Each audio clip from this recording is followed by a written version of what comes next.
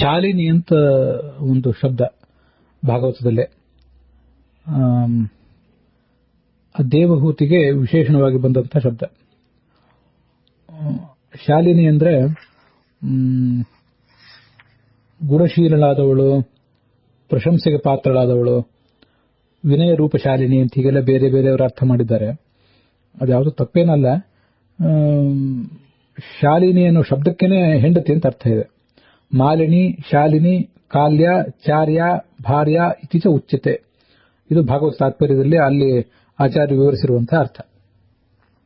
ಹೀಗೆ ಮಾಲಿನಿ, ಶಾಲಿನಿ, ಕಾಲ್ಯ ಮತ್ತು ಚಾರ್ಯ ಮತ್ತೆ ಭಾರ್ಯ ಇವೆಲ್ಲವೂ ಹೆಂಡತಿಗೆ ಪರ್ಯಾಯ ಪದಗಳು. ಅಭಿಧಾನ ಅಂತ ಒಂದು ಕೋಶವನ್ನು ಆಚಾರ್ಯರು ಉಲ್ಲೇಖಿಸ್ತಾರೆ. ಇವಿಷ್ಟರ ಪೈಕಿ ನಮಗೆ ಗೊತ್ತಿರುವಂಥದ್ದು ಭಾರ್ಯ ಶಬ್ದ ಒಂದು ಮಾತ್ರ. ಉಳಿದಂತೆ ಈ ಶಬ್ದಗಳನ್ನು ಕೂಡ ನಾವು ಅದಕ್ಕೆ ಪತ್ನಿಗೆ ಪರ್ಯಾಯ ಪದವಾಗಿ ಬಳಕೆ ಮಾಡಿಕೊಳ್ಳಬಹುದು. ಇವುಗಳಲ್ಲಿ ಕೆಲವು ವ್ಯಕ್ತಿ ನಾಮವಾಗಿ ಬಳಕೆಯಾಗುವುದು ಕೂಡ ಕಂಡಿದೆ. ಅದು ತಪ್ಪಲ್ಲ.